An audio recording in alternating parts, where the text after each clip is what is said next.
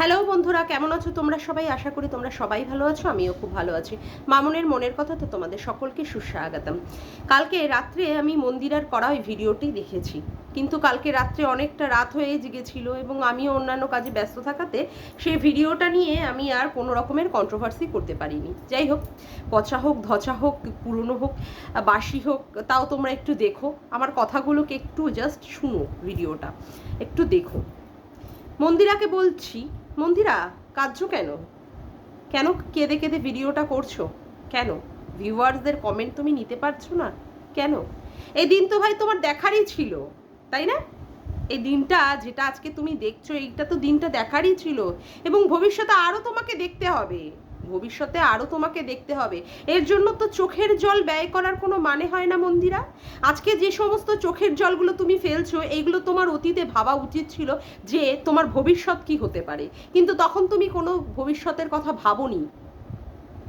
না ভেবেই তুমি যার পর নাই তোমার মনের মধ্যে যা কিছু এসেছে, তুমি সেই কাজগুলোকে করার জন্য তুমি অবলীলাক্রমে এগিয়ে গেছো। কোনো সময় তার 7-5 ভাবনি ভবিষ্যৎ কি হতে পারে। বর্তমান তোমার যেটা চলছে সেটাই কি সারা জীবন ভবিষ্যৎ হিসাবে চলবে? না তো। কিন্তু তুমি সেই ভুলগুলোকে দিনের পর দিন করে গেছো। কিভাবে তুমি সোমনাথকে ঠকিয়েছো? সবচেয়ে বড় তোমার জীবনের সবচেয়ে বড় ভুল হচ্ছে ওই রকম একটা দালালকে হায়ার করা, যে কিনা টপ টু বটম শয়তান, টপ টু বটম মানে অসভ্য, টপ টু বটম অসতী, যাকে তুমি হায়ার করেছিলে।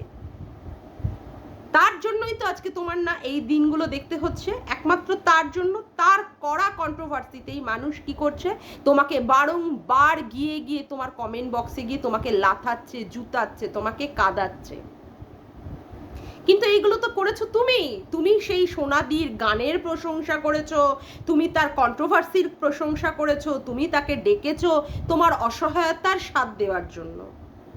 তুমি তাকে তার মানে কাঁধে মাথা রেখে তোমার জীবনটাকে সুরক্ষিত করতে চেয়েছিলে।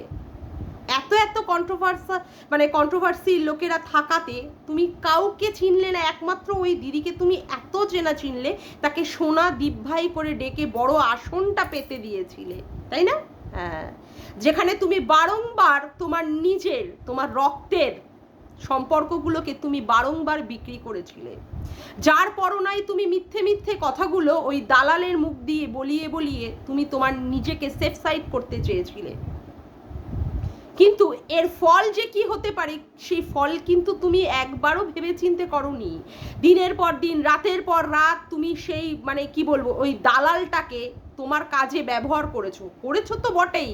দালালকে তুমি তোমার কাজে ব্যবহার করেছো যাতে করে মানুষ তোমাকে না ভুল বুঝতে পারে, কিন্তু তুমি কিন্তু খারাপ কাজটা করেছিলে। তুমি পরকীয়ার মতো, আর বিশেষ করে 10 বছরের একটা ছোট ছেলের সাথে তুমি যে কাজে লিপ্ত ছিলে, তোমাকে কেউ সাপোর্ট দিত না। একমাত্র ওই দালাল তার নিজের নোংরামিটাকে, মানে কি আর বলবো, তার নিজের নোংরামি, যে নোংরামিগুলো সে করছে সেই নোংরামিগুলোকে মানে করে বলেই তোমাকে সে সাপোর্ট দিতে গেছে এবং তোমাকে বিক্রি করে তার ট্রিটমেন্ট করাবে এমন ভাব করেই সে কিন্তু গেছে। সেও তোমাকে ইউজ করেছে, তুমিও তাকে ইউজ করেছো। একদম তুমি যে পুরোপুরি দোয়া তুলসী পাতা সেটা তো বলতে পারবো না। তোমার সঙ্গে আমার সঙ্গীতা ম্যাডামের ওই লাইভে দেখা হয়েছিল, সেখানে আমি পরিষ্কারভাবে বুঝিয়ে দিয়েছি যে তুমি কিন্তু ঠিক করোনি এবং তোমাকে আমি সাপোর্টটা করিনি। তোমার ওই ধরনের এক স্বামী, যে কিনা ভোলা ভালা শিবের মহাদেবের মতো স্বামী, যার এতটুকু কোনো জায়গায় কোনো নোংরামি ছিল না, পুরোপুরি নিষ্কলঙ্ক চরিত্র, সে স্বামীটাকেও তুমি বিক্রি করেছো ওই নোংরা মহিলার কাছে, তাই না? ঘরের আসবাবপত্র তুমি সব নিয়ে গেছিলে, এমনকি কলিং বেলটাও পর্যন্ত তুমি খুলে নিয়ে যেতে ভুলোনি। হ্যাঁ, তারপরে তো তুমি তোমার মায়ের চরিত্র বিক্রি করেছো, বাবার চরিত্র বিক্রি করেছো, স্বামীকে বিক্রি করেছো, শ্বশুর বাড়িকে বিক্রি করেছো, যার পরনাই সবাইকে তুমি বিক্রি করেছো না? সবাইকে শুধুমাত্র এক পরকীয়াটাকে করবে বলে, হ্যাঁ, পরকীয়াটাকে করবে বলে, চালাবে বলে, তোমার মনের সেই জ্বালা মেটাবে বলে তুমি এই সমস্ত কাজগুলো করেছিলে মন্দিরা। অনেক অন্যায় করেছো তুমি, অনেক অন্যায় করেছো, ভুল তো তুমি করেছোই ভাই, সেই ভুলের কখনো মাপ করা যায় না। আর সেইখানে তোমাকে তখন সাথ দিয়েছিল কে? এই দালাল। কিন্তু দালাল যে মুখোশধারী সেই মুখোশটা তো তুমি বুঝতে পারোনি। তুমি সেখানটায় তোমার সহজ সরলতাটাকে ভেবে নিয়েছো যে দালালের মধ্যেও সেই সহজ সরলতা রয়েছে, যেই সহজ সরলতার জন্য তুমি তার কাছে ভেলিয়ে সমস্ত কথা প্রকাশ করে দিয়েছো। আর দালাল সেইগুলোকে মানে সুন্দরভাবে যত্ন করে গুছিয়ে রেখে তারপরে আস্তে আস্তে আস্তে আস্তে বিক্রি করেছে। এবং এখন কি করছে, তোমাকে প্রত্যেক দিন খাবারের পাতে যেমন করে পরিবেশন করে, হ্যাঁ মানে খাবার দিয়ে সুন্দরভাবে এটা ওটা সেটা পদ হিসাবে তোমাকেও সেইভাবে কি করছে, দিনের পর দিন বিক্রি করছে, দিনের পর দিন বিক্রি করছে। আজকে যে তোমার ওখানটায় কমেন্টসগুলো পড়েছে সেইগুলো তো আজকে এই দালালের জন্যই এই কমেন্টগুলো তোমাকে দেখতে হচ্ছে। কিন্তু কেন মন্দিরা, কেন তোমাকে দেখতে হচ্ছে? তখন তুমি কেন সেইগুলো চিন্তা করনি? সোনা দিদি বলে রেখেছিলে, সেই সোনা দিদির ভরসাযোগ্য সে ছিল কিনা তোমার যাচাই করা উচিত ছিল না? তখন কেন তুমি যাচাই করনি মন্দিরা? কেন তুমি তখন যাচাই করনি? তুমি তো ছোট বাচ্চা নও, তুমি তো জয়ী নও যে জয়ী ভুল করলে তাকে তার ভুলটা ক্ষমা করা যায়। তুমি তো জয়ী নও, তুমি তো 6-7 বছরের বা 10 বছরের ছোট নাবালিকা নও, তুমি বিবাহিত একটি নারী। 30 বছর মানে যথেষ্ট তোমার বয়স হয়েছে, এবং 10-12 বছরের তোমার সংসার, তোমার একটা বাচ্চা মেয়ে, তারপরেও তুমি এ ধরনের কাজ করেছো। তারপরে এমন একটা নোংরা দালাল ঠিক করেছো, হায়ার করেছো, যে দালালের স্বরূপ তুমি চিনতেই পারোনি। দালালের কাছে মনের কথা, গোপন কথা সমস্ত কিছু ভেলিয়ে বলেছো। এমনকি অতীতের সমস্ত ঘটনা, তোমার মাকে তোমার বাবাকে সমস্ত কিছু করেছো। আজকে সেই দালাল তার রূপ দেখিয়ে দিয়েছে যে সে কতটা বিষধর সাপ, সে কতটা ডাইনি, কতটা কাল নাগিনী, যে যার বাড়িতে সে ঢোকে ছুঁচ হয়ে ঢুকে ফাল হয়ে বেরোয়। আজকে তো কেঁদে কিছু লাভ নেই মন্দিরা, কেন কাঁদছো আজকে? আর এবার বলি দালালের কথা। ওরে বাপরে বাপ, দালালকেও বসে যেতে হয়েছে তার ক্ল্যারিফিকেশন দেওয়ার জন্য। হ্যাঁ, কি সুন্দর করে বলছে দালাল, তুই তো তোর মাকে বিক্রি করেছিস, কমিউনিটি পোস্ট দিয়েছিস, তুই 10 বছরের ছোট একটা ছেলের সাথে প্রেম করেছিস, যেখানে কিনা তুই বলছিস ওই বাদর মুখেকে কেউ বলছে না, ওকে বলছে তুই না বড়, লোককে বলে বড় যে অন্যায় করে তারই সেই অন্যায়টা হয়, বড়রই উচিত সেই অন্যায় না করার। আরে বাবারে বাবা, কে বলছে এই সমস্ত কথাবার্তাগুলো? দালালও তো ঠিক মন্দিরার থেকেও বয়সে বড় ছিল।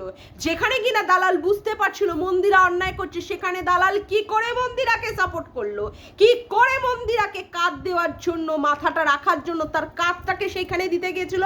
দালাল কি সেখানে দেখেনি হুলের সাথে মাখামাখি ঘষাঘষি? দালাল দেখেনি না দালাল বোঝেনি কোনটা? নাকি দালালও একটু ঘষাঘষি আর মাঝামাঝি করতে গেছিল? দালালেরও তো মনে ইচ্ছা থাকে, দালাল তো কোনো পুরুষ দেখলেই lock lock lock lock lock lock lock lock অমনি তলা তার চুলকে ওঠে না? হ্যাঁ, তলা চুলকে ওঠে। পরকীয়া রত মহিলাগুলোর যে সমস্ত পার্টনারগুলো থাকে তাদের দেখলেই তাদের মধ্যে পুরুষতা, তাদের মধ্যে কামুকতা দালাল সব খুঁজে পেয়ে যায়। তার ওই ভয়ঙ্কর দুটো চোখ দিয়ে দেখেই দালাল বুঝে পেয়ে যায় তার সেই পুরুষটির মধ্যে কতটা পৌরসত্ব। হা হা কপাল, কি অবস্থা, কি মহিলা, কি ডেঞ্জারাস মহিলা। দালাল বোঝেনি যে মন্দিরা অন্যায় করছে, মন্দিরাকে নোংরামি করলে মন্দিরাকে সাপোর্ট করবো না। হ্যাঁ, দালাল সুন্দর করে তখন কি করেছে, মন্দিরার থেকে সব ইনফরমেশনগুলো নিয়ে, মন্দিরার কলের কথাগুলোকে নিয়ে রেকর্ডিং করে সুন্দরভাবে গুছিয়ে রেখে দিয়েছে। সেইগুলো কি করেছে, মন্দিরা যখন ভালো সম্পর্ক আর রাখতে চায়নি, দালালের স্বরূপ বুঝতে পেরে গেছিল যে দালাল কতটা ভয়ঙ্কর, কতটা ডাইনি, কতটা এর মনের মধ্যে বিষ, এর মুখের মধ্যে বিষ। যখন ওর থেকে সম্পর্কটা ছেটে ফেলেছিল, দালাল কি করে গেছিল, বসে গেছিল সুন্দরভাবে মন্দিরাকে বিক্রি করতে। তার বলা মানে অতীতে সমস্ত কিছু, যে সমস্ত ইনফরমেশনগুলো মন্দিরা দিয়েছিল, তখন তাকে বিক্রি করার জন্য দালাল বসে গেছিল। দালাল যখন সাথ দিতে গেছিল, দালালও কি কচ্ছি খুকি ছিল, দালাল দুধু খাচ্ছিল নাকি? মায়ের কোলে বসে বসে দুধু চু করে দুধু খাচ্ছিলে, মায়ের দুধু চুষছিলে? হ্যাঁ, মায়ের ওখানটায় বসে দুধু খাচ্ছিলে? তুমি জানো না, তুমি তখন দেখোনি যে মন্দিরা নোংরামি করছিল, মন্দিরাকে সাপোর্ট করবো না। তারপরেও কত মানে সুচতুর, কত শয়তান মহিলা এই মহিলা, যে সেই সময়কার ঘটনাগুলো, সেই সময়কার কথাগুলোকে নিয়ে কি সুন্দরভাবে গুছিয়ে লিখে দিয়েছে। বারে বাহ, কি দিদির পরিচয় দিয়েছে।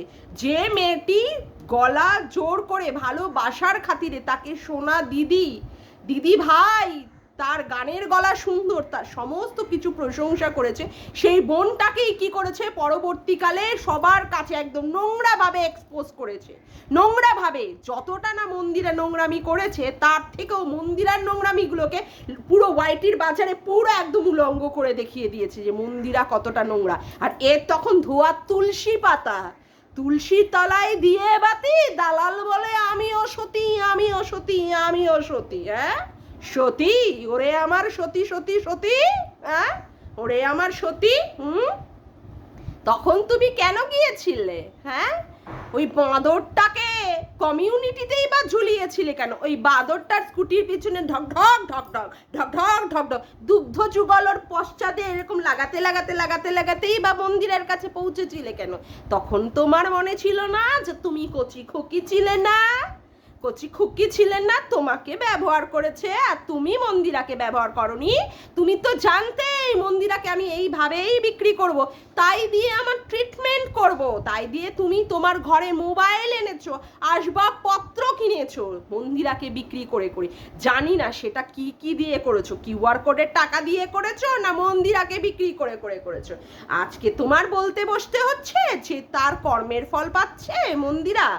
হ্যাঁ আরে আর একটা কথা, মানুষ, আমি এখানে এত মানে ভাবলেও আমার লাগে, একটা কাউকে কেউ দিদি বলে ডাকছে, কাউকে সোনা দিদি, কাউকে দিদি ভাই, তার দাম কিভাবে দিচ্ছে সেই মেয়েটাকে পরবর্তীকালে নগ্ন করে এক্সপোজ করে তার চরিত্রের পুরো ধাজিয়া উড়িয়ে দিয়ে। হ্যাঁ মেয়েটি নোংরা, আমি কখনোই মন্দিরাকে ক্লিন চিট দিচ্ছি না, ক্লিন চিট আমি দিচ্ছি না, কিন্তু মন্দিরা যখন নোংরামি করছিল তখন কেন দালাল চুপ ছিল?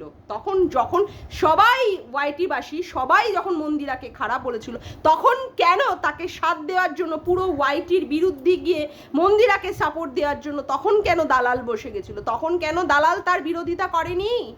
দালাল কেন মন্দিরার তখন বিরোধিতা করেনি? এখন দালাল নিজের মানে দেখাচ্ছে সতী, সতী জানোয়ার মেয়ে ছেলে কোথাকারে, একদম টপ টু বাটাম হারামি আর বজ্জাত।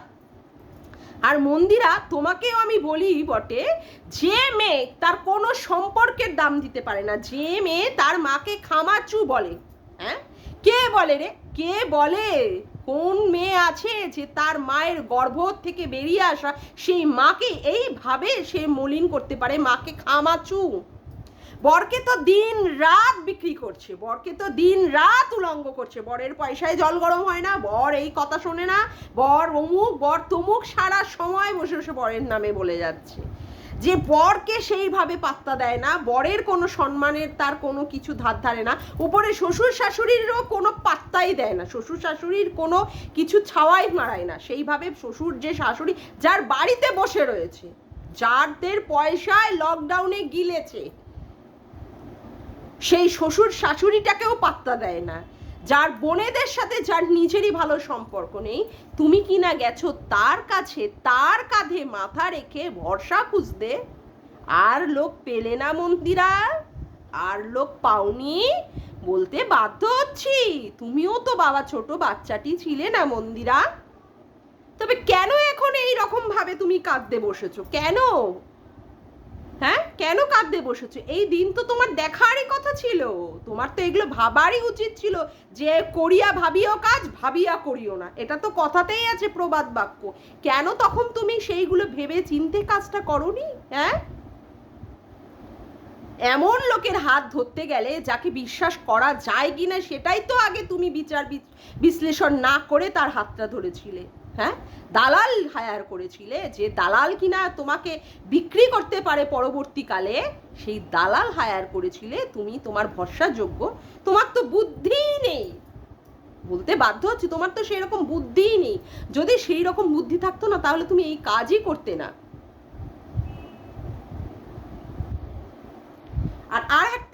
এবার লাস্টের দিকে আমি বলতে বসি, হ্যাঁ মন্দিরা অন্যায় করেছে, মন্দিরা অন্যায় করেছে, যে অন্যায়টা এখনো করে যাচ্ছে ক্যাথাকুরানি, এখনো স্টিল নাও করে যাচ্ছে, কিন্তু ক্যাথাকুরানিকে সেইভাবে বলার ক্ষমতাই নেই এই দালালের। পোদে মুখে লাথি মেরে পুরো পোদ আর মুখ পুরো জামা ঘষে তো দিয়ে যাবে, পুরো পুড়িয়ে দিয়ে একদম চলে যাবে ওরা। ওরা ল্যাটা যে কি ডেঞ্জারাস, সে তো পুরো পুড়িয়ে মুখ পুড়িয়ে পোত পুড়িয়ে দিয়ে চলে যাবে দালালের। সেই জন্য ক্যাথাকুরানিকে সেইভাবে বিক্রি করার ক্ষমতাই নেই এই দালালে, দেখেও দেবারে অন্যায়টাকে সেইভাবে বলতে পারে না। যে ঘোড়ার আসে ল্যাটার বসে বান্টুর রস চুষতে যায় এই ক্যাথাকুরানি, সেটা আর বলতে পারে না। কিন্তু কাকে বলতে হবে না, মন্দিরাকে বলতে হবে যে কিনা নোংরামি করেছিল। তার নোংরামি তো দুজনই করেছিল, তাহলে ওকে নিয়ে বল, ক্যাথাকুরানিকে নিয়ে তোমার ষাঁড় গানের মধ্যে এসে ঢুকিয়ে একদম সামনে দিয়ে ঢোকাবে, একদম পিছন দিয়ে বার করবে, বা পিছন দিয়ে ঢোকাবে সামনে দিয়ে বের করে দেবে। এটা তো তুমি জানো, সেই জন্য তুমি আর মুখটি খুলতে পারো না। স্পিকটি নট না, হ্যাঁ স্পিকটি নট, তুমি হচ্ছে ঢেমনির ঢেমনি, রাম ঢেমনি তুমি, বুঝেছো? হাজার শয়তান মোড়ে তোমার মতো একটা ঢেমনি, এই দালাল ঢেমনি জন্মেছে, বুঝেছো? তুমি যে কত বড় হারামি আর বজ্জাত মেয়ে ছেলে। হ্যাঁ, আজকে মন্দিরা কাটছে খিল্লি মারাচ্ছ, খিল্লি। তোমার কি কান্নার দিন শেষ হয়ে গেল? তোমারও এরকম কান্নার দিন আসছে, আসছে, সব গুছিয়ে গুছিয়ে ভগবান রাখছে তৈরি করে। তোমার তো এগেনস্টে লিগাল নোটিসে ভরে ভরে ভরে যাচ্ছে। আবার সীমাদি সঙ্গীতা ম্যাডাম যে কি করছে, কেন রে, কেন বলিস না বলতো? পতিতা পতিতা পতিতা, বল না একটু কাজল দানি, কাজল ঘষতে যায়, বল একটু। বলার তো ক্ষমতা নেই, বল, বলার আর ক্ষমতা নেই। তোর 14 গোষ্ঠী উদ্ধার করে দেবে সঙ্গীতা ম্যাডাম। বল নেড়ি কুত্তি, নেড়ি কুত্তি বেত্তা, বল একটু, একটু সুর করে করে গুছিয়ে গুছিয়ে মুখ নাচিয়ে পদ নাচিয়ে নাচিয়ে একটু বল শুনি। হ্যাঁ বল একটু। বসে গেছো, বসে গেছো।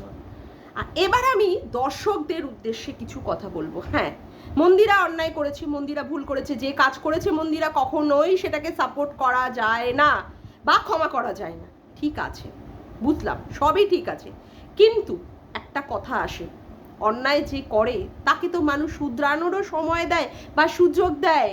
কেউ যদি কোনো রকম খুনও করে তারও তো একটা শাস্তি হয়। মন্দিরা তো শাস্তি পেয়েছে, মন্দিরা তো সেই শাস্তি পেয়েছে। সেই শাস্তি হোক বা মনের সঙ্গে তার একটা যুদ্ধ হোক, সোমনাথও তাকে সেইভাবেই করেছে। আর কত বলবে তোমরা মন্দিরাকে এই ধরনের খারাপ খারাপ কথা? এবার তো শেষ করো, এইবার তো তোমরা বলা শেষ করো। একটা মেয়েকে যার পরনায় দিনের পর দিন যদি বলে যেতে থাকো, এরপরে যদি মেয়েটা যদি সুইসাইড করে, তখন এর দায় কে নেবে? কে নেবে? এত মানসিক যন্ত্রণা কেন দিচ্ছ? হয়ে গেছে তো, সেই পিরিয়ড তো ওভার। এখন তো সেই পিরিয়ড আর সেইখান থেকে বারে বারে টানা হাতড়া করার কোনো দরকার নেই। একটা দাদার বাড়িতে গেছে, সেই দাদার সাথেও তোমরা নোংরামি সম্পর্কে জড়িয়ে দিচ্ছ। একটা ভুল করেছে, হ্যাঁ মন্দিরা অন্যায় করেছে, মন্দিরা অন্যায় করেছে। মন্দিরা 10 বছরের ছোট একটা ভাইকে সে মানে প্রেমিক করে তুলেছিল, স্বামী করবে বলেও মনের মধ্যে আশা নিয়েছিল। কিন্তু এখন তো মন্দিরা সেটা করছে না, এখন তো মন্দিরা সুন্দর করে সংসার করছে, এখন তো মন্দিরা তার সব কিছু ঠিকঠাক করার চেষ্টা করছে। তবে এখনো বারংবার কেন মন্দিরাকে খোঁচা দিয়ে দিয়ে সবার কথা বলতে হচ্ছে? কেন ভিউয়ার্সরা এইভাবে মন্দিরাকে কমেন্ট করছে? কেন? জাস্ট বিকজ ওই দালাল আর কতদিন দালালি বৃত্তি করতে পারে সেটাই তোমরা আগে দেখে নাও। দালাল আর কতদিন ওয়াইটিতে থাকতে পারে?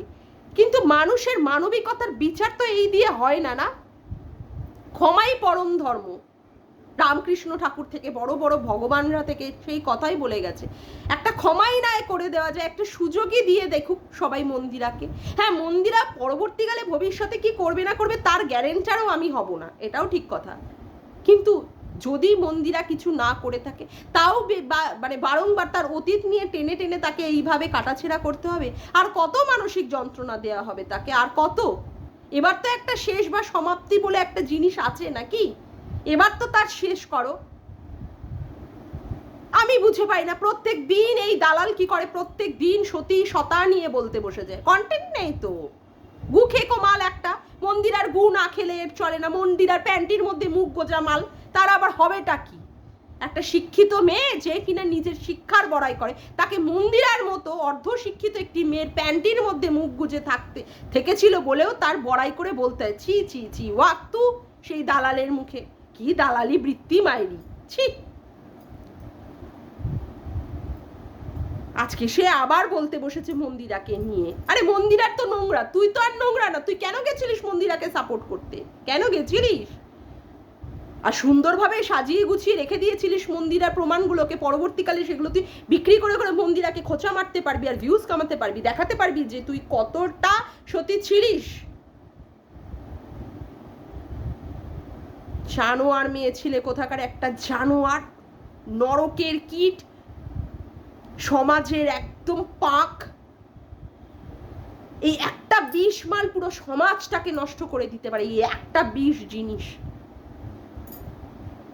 জানোয়ার মেয়ে ছেলে কোথাকারে, জানোয়ার।